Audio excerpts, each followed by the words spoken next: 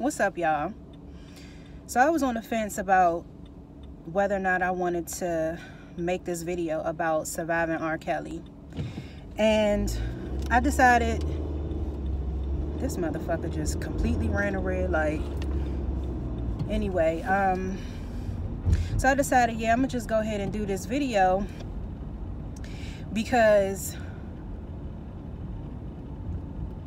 it needs to be talked about. Just in general, it needs to be talked about, because as we see from the docuseries that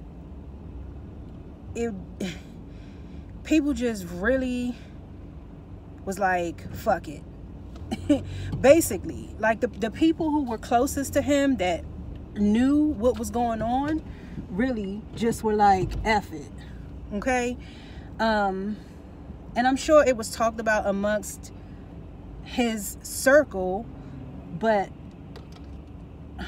it's just crazy how people can just let shit go on. But anyway, so it's not a surprise. I wasn't surprised by anything that was discussed in any part of that series, because he was indicted, he was tried, and he was acquitted in 2008. So, and we had heard about the shit that was going on. Of course, the tape where he was in the Colorado room, as the young lady referred to it, and he was pissing on the girl. It wasn't a surprise. But just a few things I want to talk about, because I've heard a lot of it, and I just want to talk about some stuff real quick. I heard a lot of times people saying, well, where were the parents, but keep in mind the circumstances, that the environment where this was happening. This was in the projects of Chicago, and so it's likely that the parents were working, okay? And the one young lady that was in like the part 3 or 4, she even said it. The young lady who met him at his trial, she was like, you know, I was in a single parent household. My mother was working all the time, so it was easy for me to just sneak away and for her to not know what I was doing, because she was working. So people are so quick to think or assume they know, or assume it was such an easy fix to have this, to prevent this predator from preying on these young girls. But it's not that simple. It's not that simple. R. Kelly had influence, power, and money. So, and the young girls that he was picking up from these high schools, hanging out at the high school and picking up these young girls from the mall,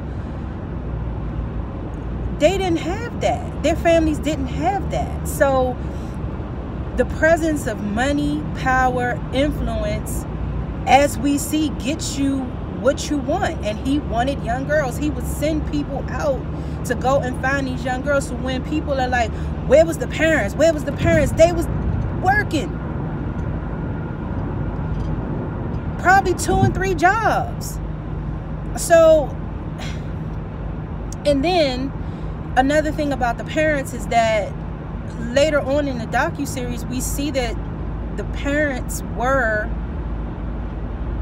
involved. And I'm sorry, y'all, I didn't take any notes or write any names down, but the one husband and wife couple of the girl, Dominique, I believe is her name, the girl who ended up cutting all her hair off, and they said was R. Kelly had like kind of shaped her into being his boy toy. There go the parents, but they couldn't do anything because the girl was of age in, I think it was Ohio. 17 was the age of consent, I believe. Anyway, y'all, it's not that simple as where was the parents, because R. Kelly had a whole circle, a whole camp of people maneuvering and helping him, enabling him, making these things happen. And Andrea Kelly, she was like, nigga, you can't fucking read. You can barely read and write. So who is making all of this shit happen? There are people around him that R. Kelly was paying to make this shit happen. Okay, so it's not as simple as where were the parents? Unless those parents could match R. Kelly's power and money, it's not as simple as where was the parents. And the girls had dreams of being a star. So R. Kelly used that to his advantage. Like, anyway, so that's how I feel about where were the parents. You can't just bottom line it like that. Where were the parents? Where were the parents? Like, you can't just bottom line it like that. You have to think more broadly about that particular aspect of it. And then that damn brother Bruce, he's an asshead. He is an asshead. I was like, at the shit that was coming out of his mouth, first when he what is he in jail? What is he locked up for? Can somebody leave that in the comments? What is he locked up for? Because the way he was talking, it sounded like he was down with the shits. Like he was okay. He saw no issue with what his brother was doing, because in one of the interviews he said he was just very dismissive of the fucked up shit that R. Kelly was doing. And he said okay, so he tapes his sexual encounters. So that was basically his attitude about it. And then he said when they were talking about how controlling R. Kelly was, his brother said that's how we treat our girls. You know, that's how we treat our girls. Like, and then what really did it for me with that brother was about the tape. When the tape came out and the brother was like, because one of R. Kelly's, somebody on R. Kelly's legal team tried to say that it was Carrie Kelly on the tape, and they offered him money or something like that.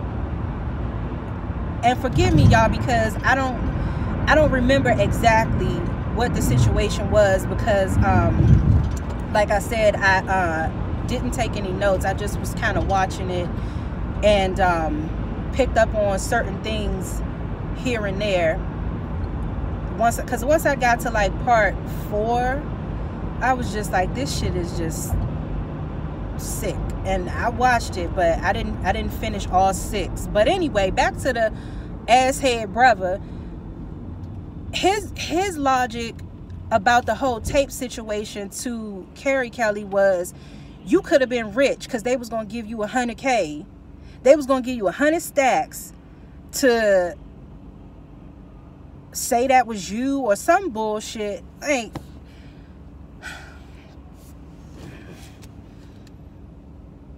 he's a fucking ass. He's an ass. He's just as bad, if not worse, than R. Kelly, because his elevator don't go all the way up, obviously. Like, the pattern in which he thinks is pedophilic.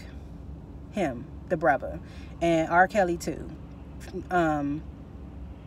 So, and the series took us on a journey from R. Kelly's childhood through his rise to fame, the allegations, the trial, his marriage to Andrea, yada yada yada. But you know, and R. Kelly was molested as a child. His brother was molested as a child, Kerry, and that's R. Kelly's younger brother. And Kerry said he tried to tell Robert because he didn't want to tell his mother because of the person who was doing it. He didn't think that she would believe him. So Robert was like the litmus test. Like, if I can get my brother to believe what happened, then maybe my mother will believe it. So R. Kelly, Robert, okay, let's just call him, let's refer to him as Robert, okay? Because R. Kelly and Robert are different. So Robert, Kerry told Robert, and Robert said, no, that didn't happen to you. So that's that.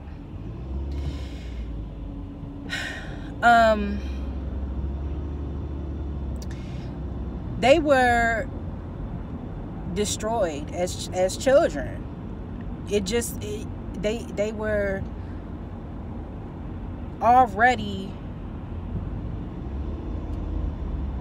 by no fault of their own, influenced in the way that they thought about sex and the way they perceived sex as, you know, as babies themselves. It just so happens that Robert had this musical gift that was able to get him in a position of power that he could use to victimize young girls. So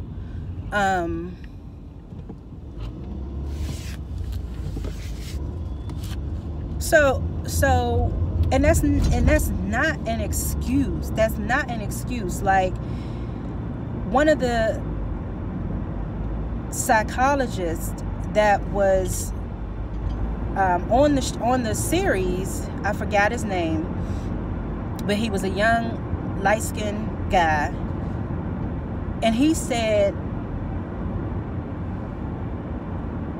that's how abusers manipulate and rope you in. Like, here, I'm going to share my pain with you and expose my vulnerability as a way to have you sympathize with me. And then I'm going to take that trust and use that trust to project my aggressive behavior onto you. And if that ain't the fucking truth, when he said that, I was just like, oh my God. Couldn't have said it better. And that's exactly what R. Kelly did. And Robert, that's what Robert did. He kept his wife secluded in the house while he was doing all of this other stuff.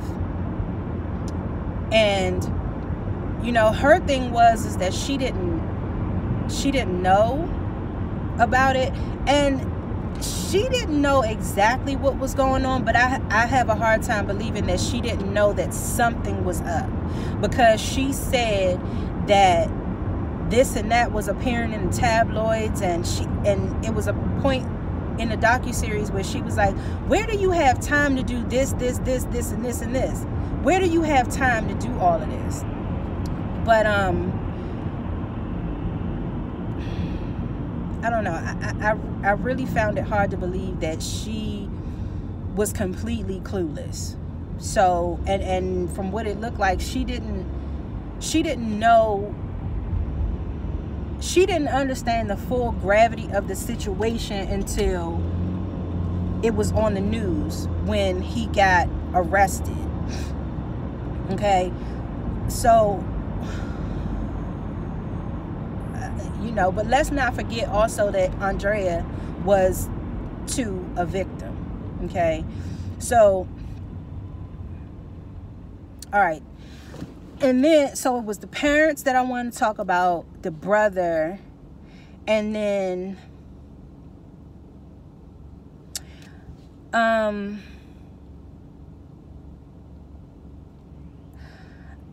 his kids, because they briefly talked about how his children were being treated, but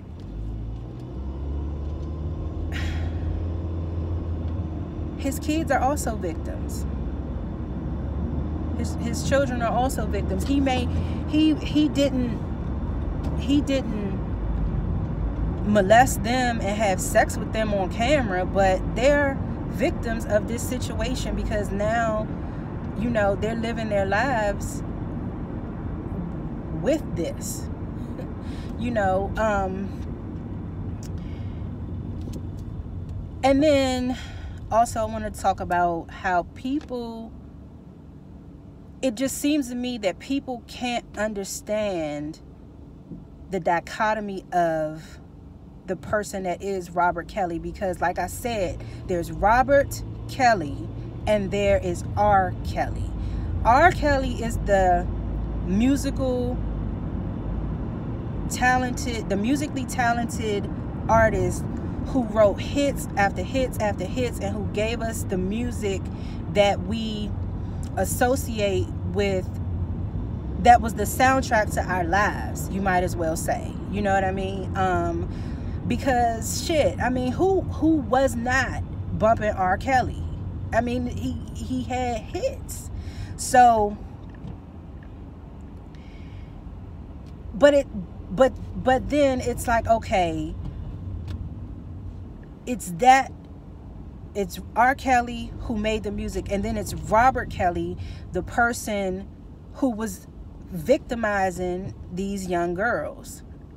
And it seems like people just conflate the two. It's like R. Kelly made I Wish, I Believe I Can Fly,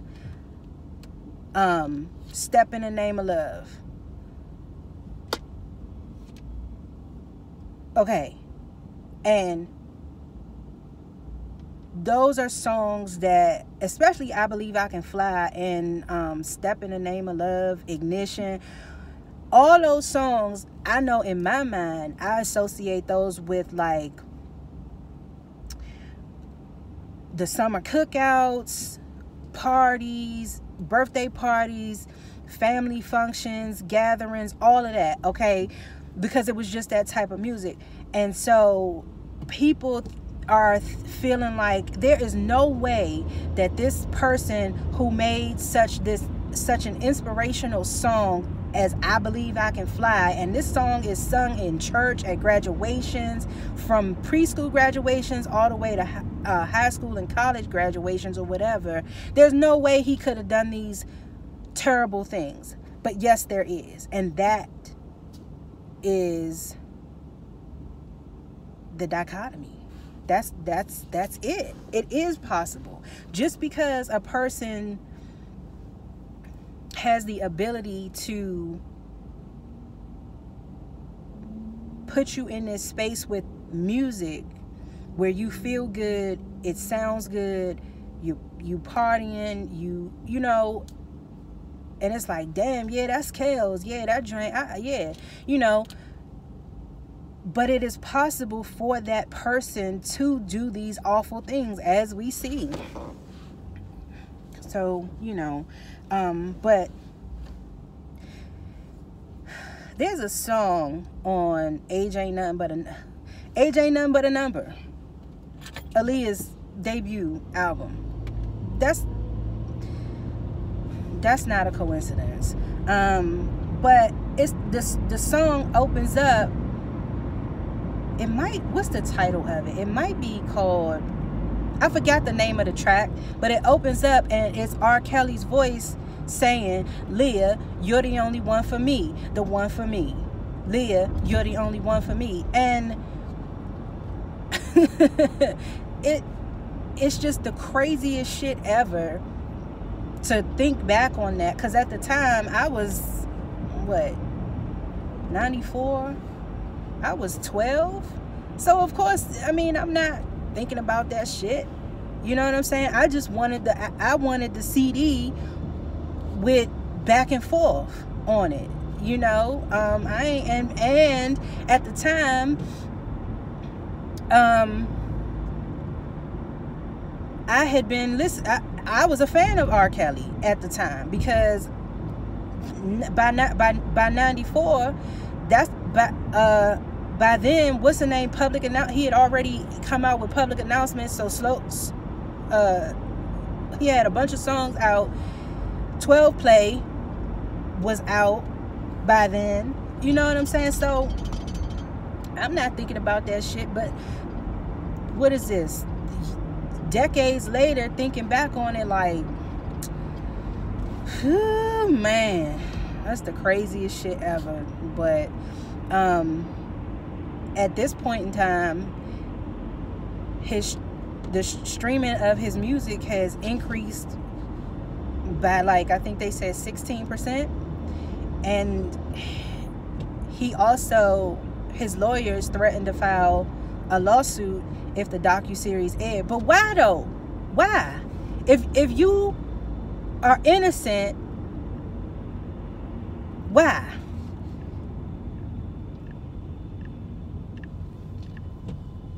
Why? If you're innocent, you know, but as explicit as those interviews were and the way those girls told the stories, I believe every word. I believe every word. Every word. And this just goes to show how willing people are, how willing we are to just ignore child molestation and pedophilia in our communities. Because the shit goes on all the time. It's not just R. Kelly. The shit goes on all the time. Everywhere. Churches, schools. What's that man? What's the man's name?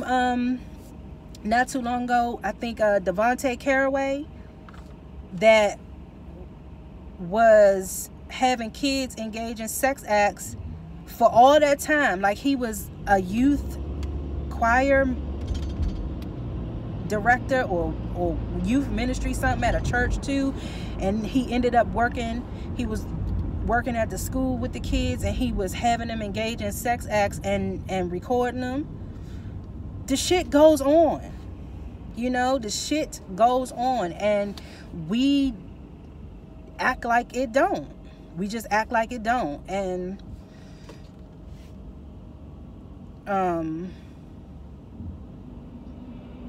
it could be going on right under our roof, in the house, under our roof, and the adults act like it's not. They, you know, they still leave you at the house with the person. They had that person coming to pick you up from school, all types of shit. You act like it's not going on. So anyway, y'all, I watched parts 1 through 5, I believe. I still need to watch part 6, but honestly, I don't even want to see no more. I don't even want to see no more, because I just don't want to see no more. So I don't know, like,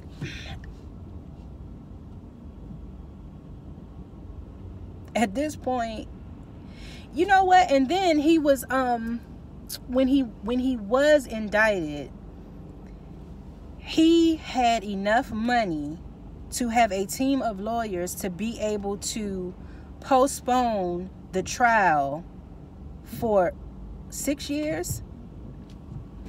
You know, and I just look at it like, R. Kelly was able to buy, he had enough money to be able to buy his way out of that situation, and he was acquitted because the girl that was in the tape that exchanged the money with him and then gave him oral sex, the girl and her family said that that wasn't her in the tape. And so immediately when I heard that, I was like, he paid them off. He paid them off because that was his pattern. He had paid. There had already been a number of civil suits that he paid settlements to the people. And when he did the interview with Touré, I think it was Touré, he did the interview, and Touré asked him about the payoffs. He was like, well, I can't talk about that because I signed papers saying that I can't talk about that. But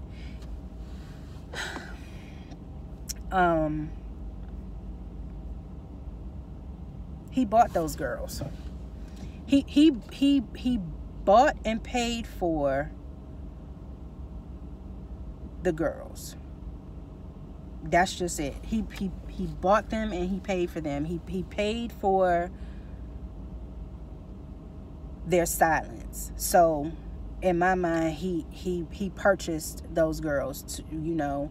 And I don't know, for some reason I just thought about slavery. For real. Who, you know, the most in demand merchandise goes to the highest bidder. And in R. Kelly's case, it was pubescent girls that he was able to pay for, because he was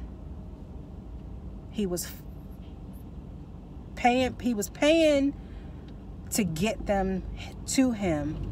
He was paying people to keep his little thing together, you know. That tour manager,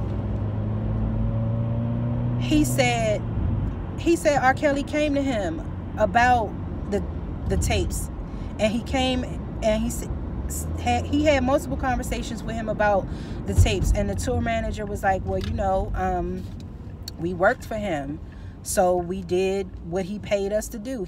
R. Kelly paid for that shit, and that's just the creed of this country. If you got enough money, you got enough power. And if you can pay for it, hey, so be it.